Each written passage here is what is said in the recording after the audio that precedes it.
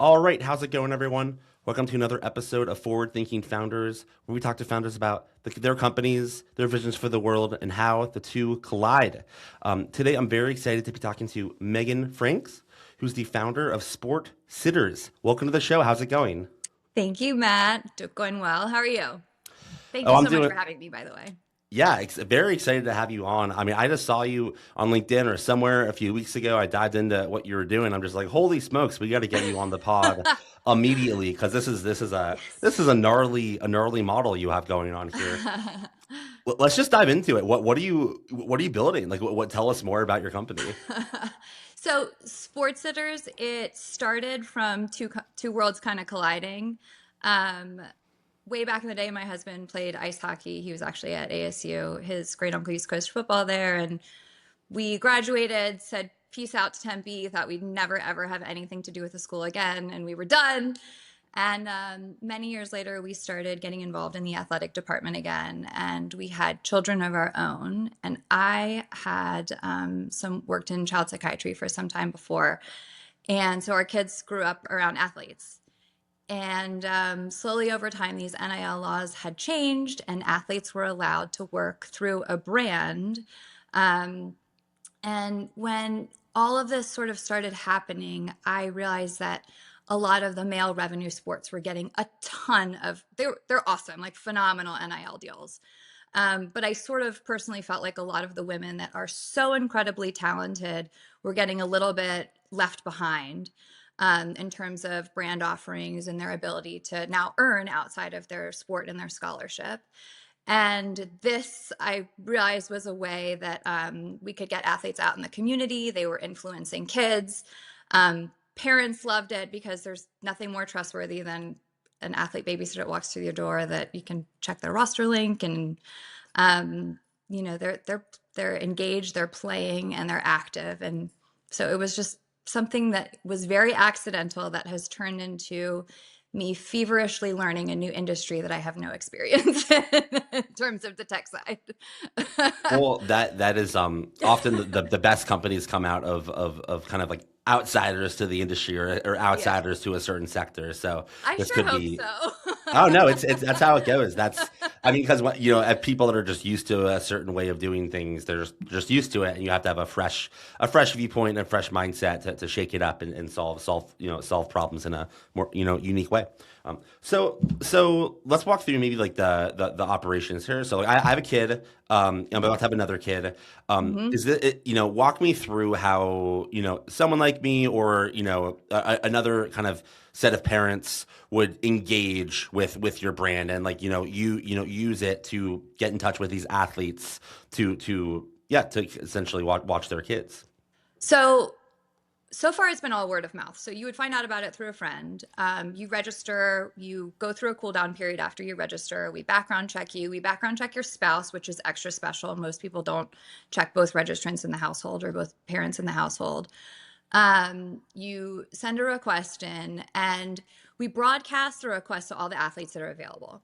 So what's different, and for me, very exciting because I love just the child psych and the exposure piece of this, is that you don't get to necessarily go and choose, I want a soccer player for my son or my daughter. You find out who you're matched with or who's coming to your house that day. And what we've learned is that oftentimes when we were testing, we allowed parents to kind of choose the sport.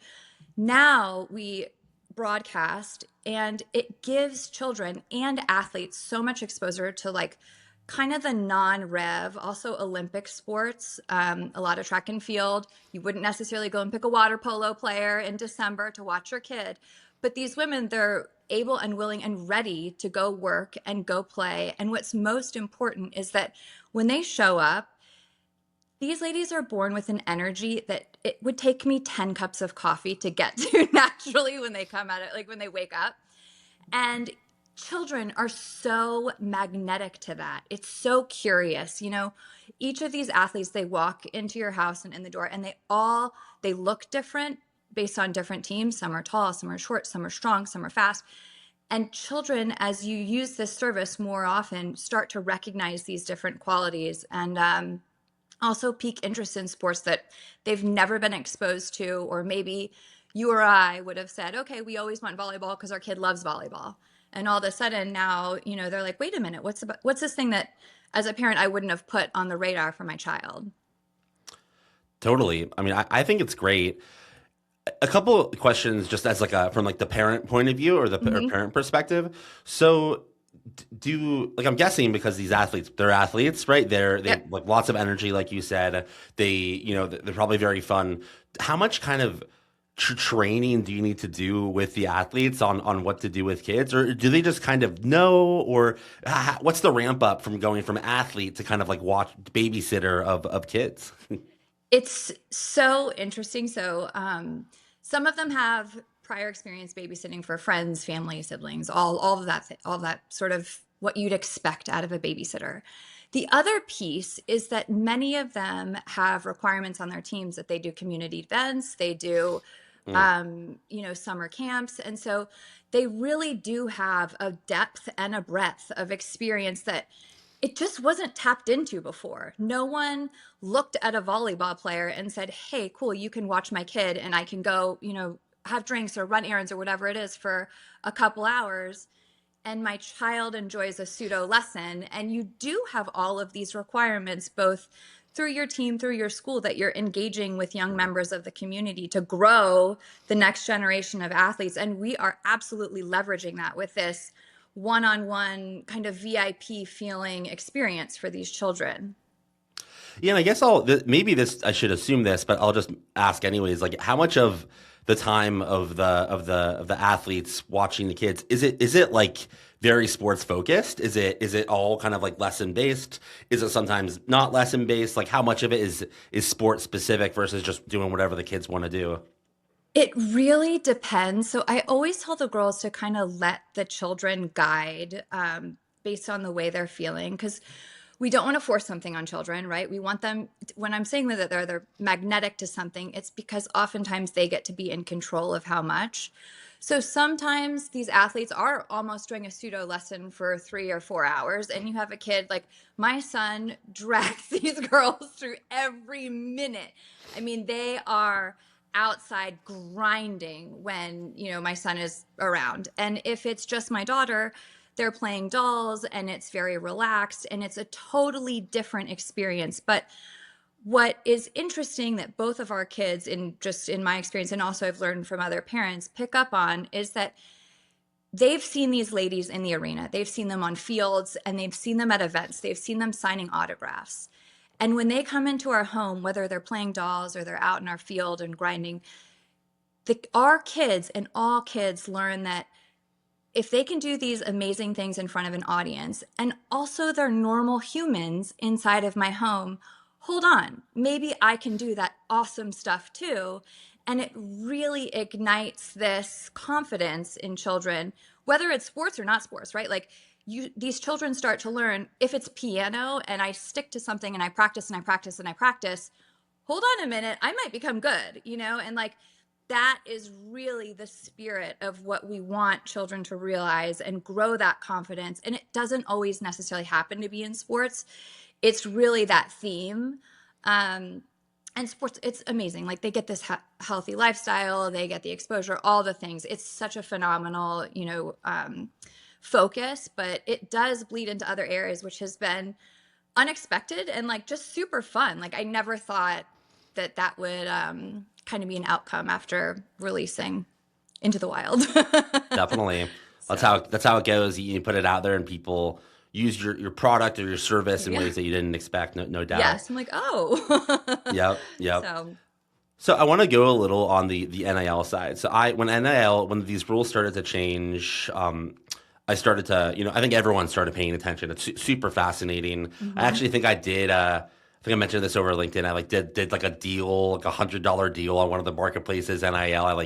Someone like made a post about me from like a football team. So it's like very very interesting. Okay. I'm curious. Yeah, how does NIL play into the world of what you're doing here, and like where's the link? And yeah, what's your like? I guess is the question. What's your NIL strategy for the company? So, NIL is interesting because a couple of years ago, before all these laws had changed or before there was no these athletes weren't allowed to work outside of their sport and their scholarship. And so the idea is kind of you're drafted into or selected into some school that's D1. Your job is your sport, and your job is also your academics. Outside of that, you really shouldn't have some sort of job that you're earning. You weren't supposed to, you weren't allowed to, because let's say you go and you work at a bank and then you have a game that afternoon and you're tired and your performance is weak. It all of a sudden has this ripple effect that universities were trying to avoid. So the NIL's laws changed, and these athletes are now allowed to work through brand and get, paid for their name, image, likeness. The platform leverages this because every time an athlete goes into your home, for example, we really want them building not only their brand, because some of them do end up going pro, and some of them end up staying in sports.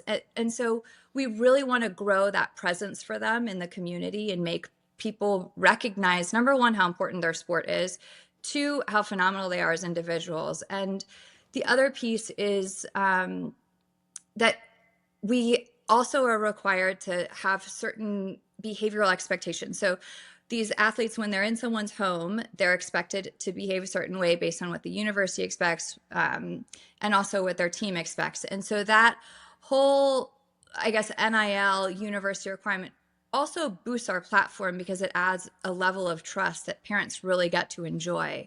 But without those laws, we would not have this platform whatsoever, because they wouldn't be allowed to work outside of their sport. And it's interesting because they're changing all the time, and so it's sort of been this like game of ping pong that we have to keep up with. And it's been unpredictable, but also fun. So that's crazy. I didn't make the mental connection that this literally couldn't have existed before these NIL laws, and because of the changes, it just enabled a platform like this to exist. Yep. That's awesome. And the other piece that's still very funky for us or hard to deal with is that the NCAA, the NIL laws only allow U.S. citizens to work outside of their sport with a brand if the brand is from the United States. So you have to work with your home country, any brand or any company from your home country.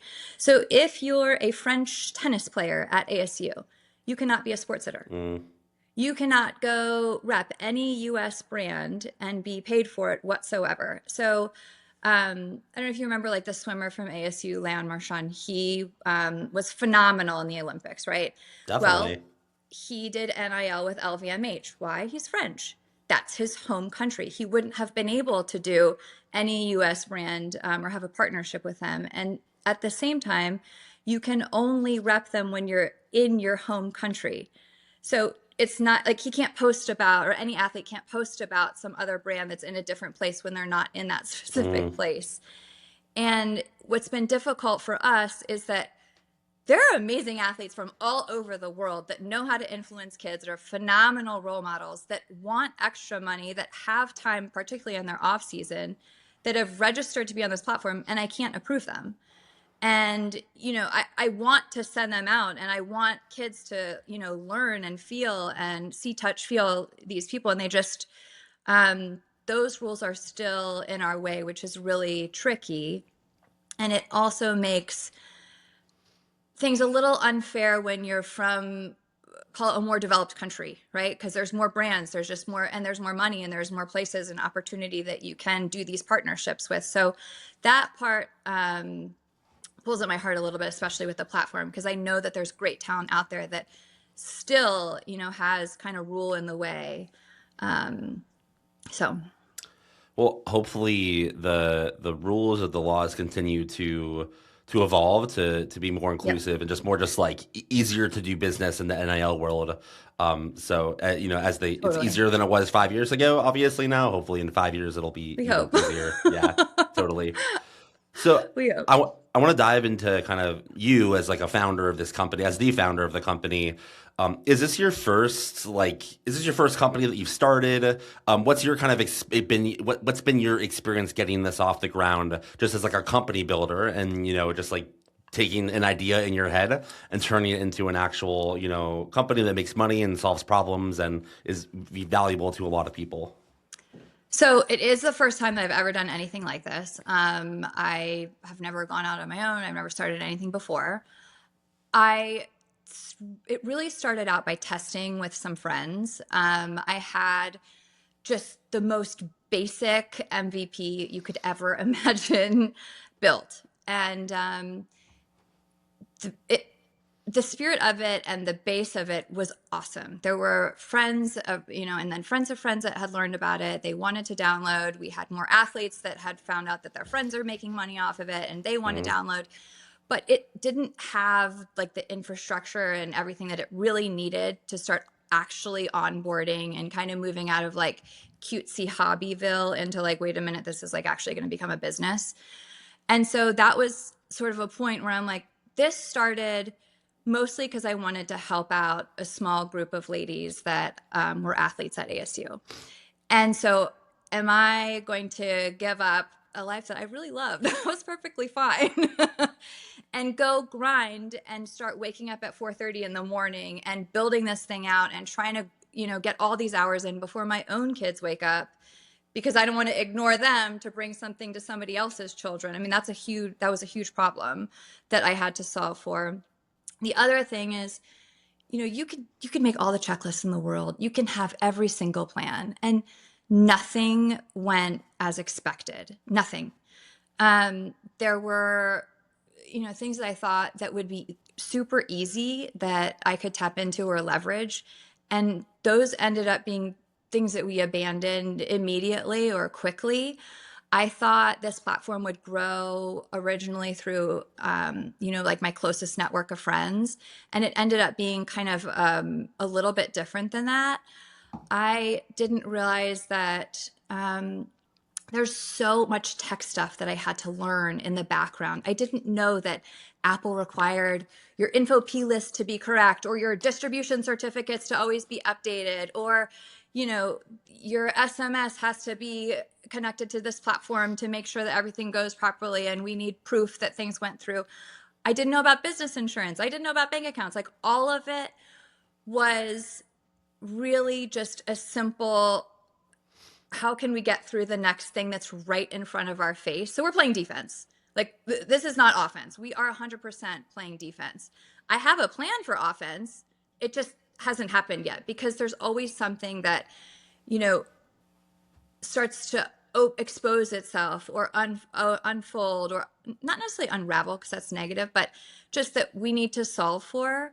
And I'd say the tech side at this point is probably what really has gotten in the way of letting me sort of let this platform explode in a good way. We have over 50 schools that are waiting for it now and hundreds of athletes that have contacted me from all over the place. And it absolutely kills me and also ignites a fire inside of me to try to get it done faster and faster and faster. But, it's it doesn't come without pain and without mistake. And it looks awesome on the outside. And it is. The spirit of the app is amazing. There are ladies working on this. There are kids that are, enjoying it. There are parents that get to go and like relax for a couple hours and feel A plus great. But all of that does require a lot of sacrifice from the ones, in the background that are propping the platform up and supporting it. Oh, definitely. I appreciate you sharing all of that.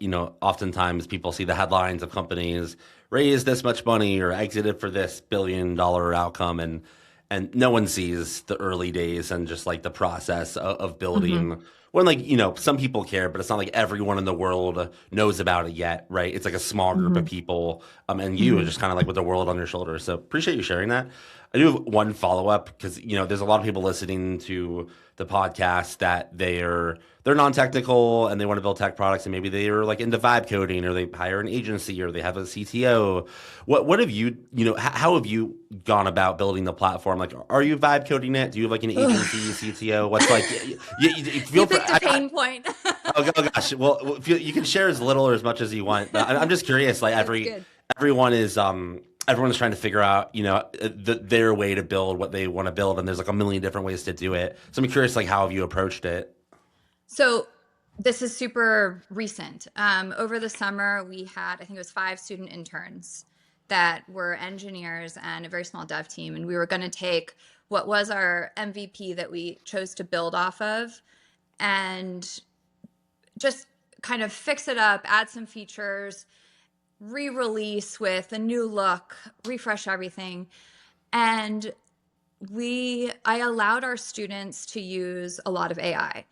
And AI politely destroyed a lot of that work. It was so over-engineered. It didn't quite understand.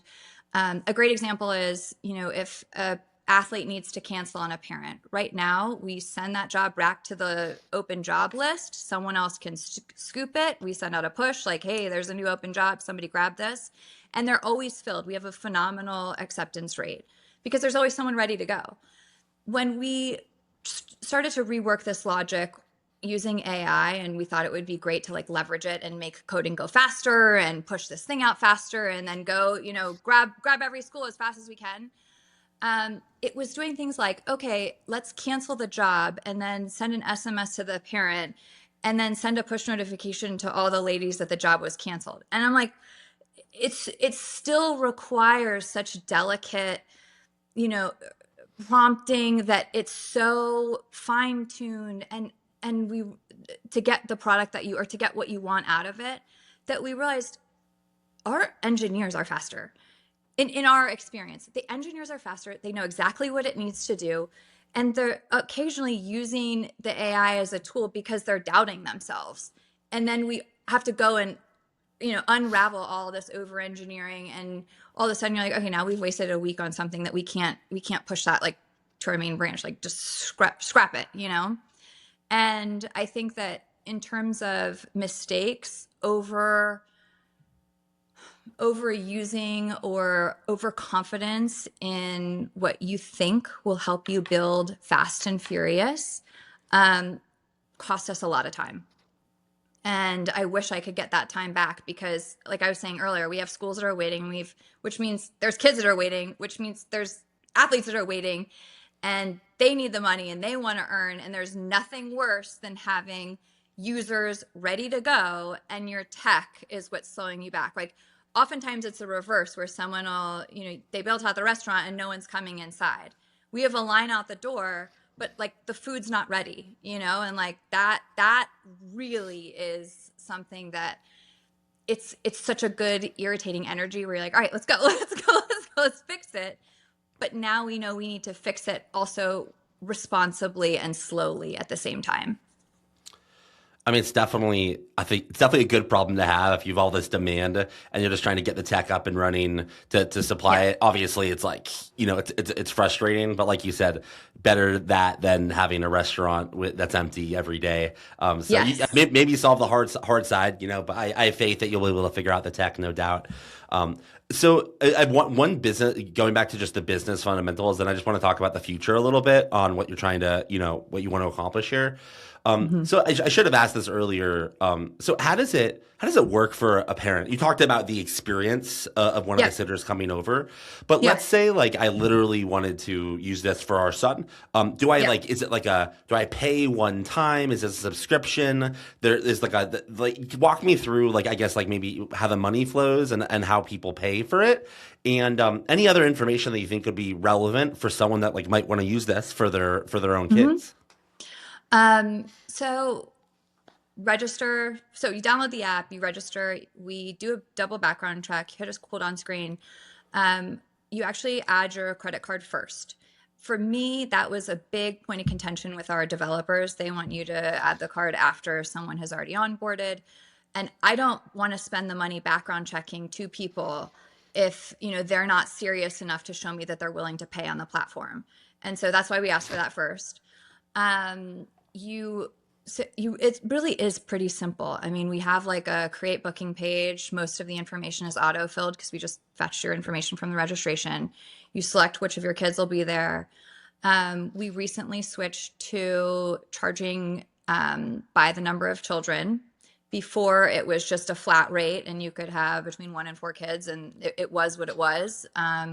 We also, right now, we still haven't built out potentially maybe changing rates based on how many years someone has been an athlete. Maybe they've gone to Olympic trials. Maybe they're on Team USA. And that actually, like, there are those ladies on our platform.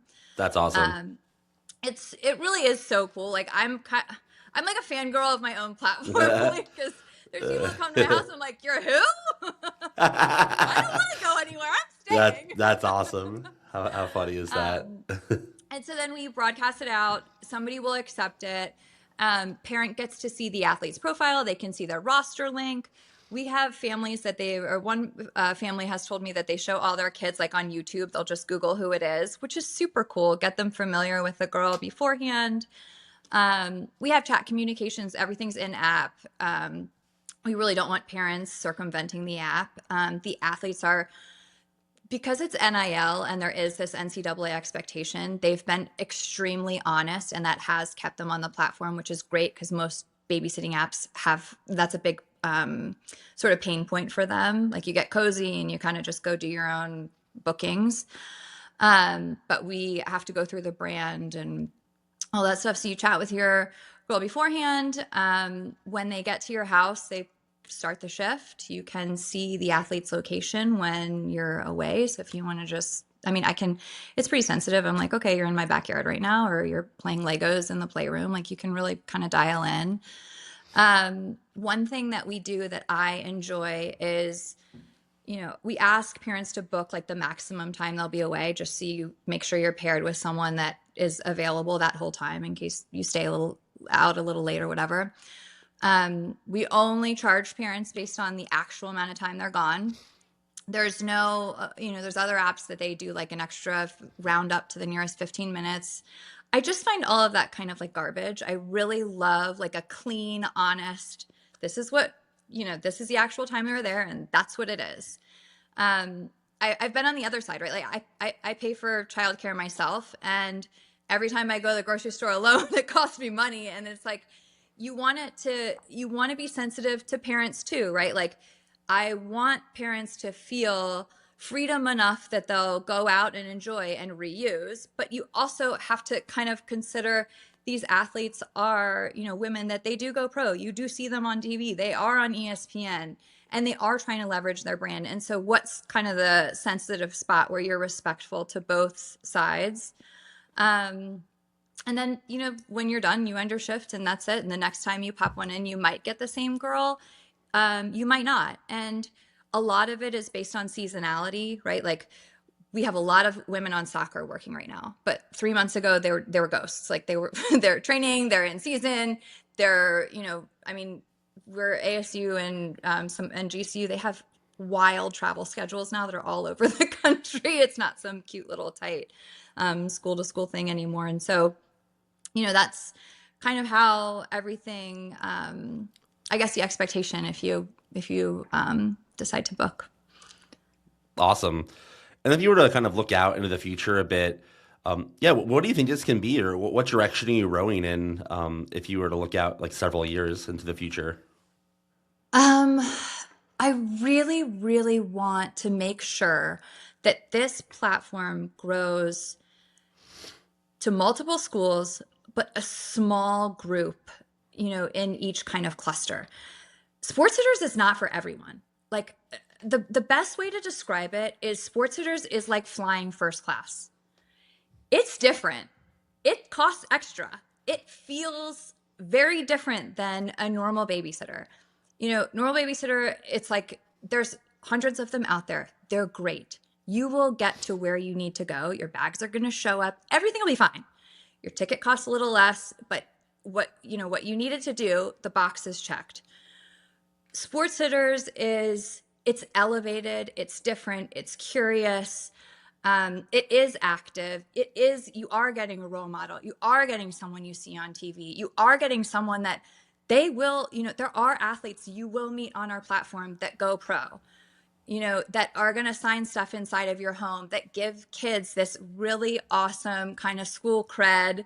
They know this person and they're recognized at games, and that's different, that's elevated. And so what, in terms of like the next couple of years, when we're growing, I want to make sure that we hit that target crew that really understands the value of these women in their homes.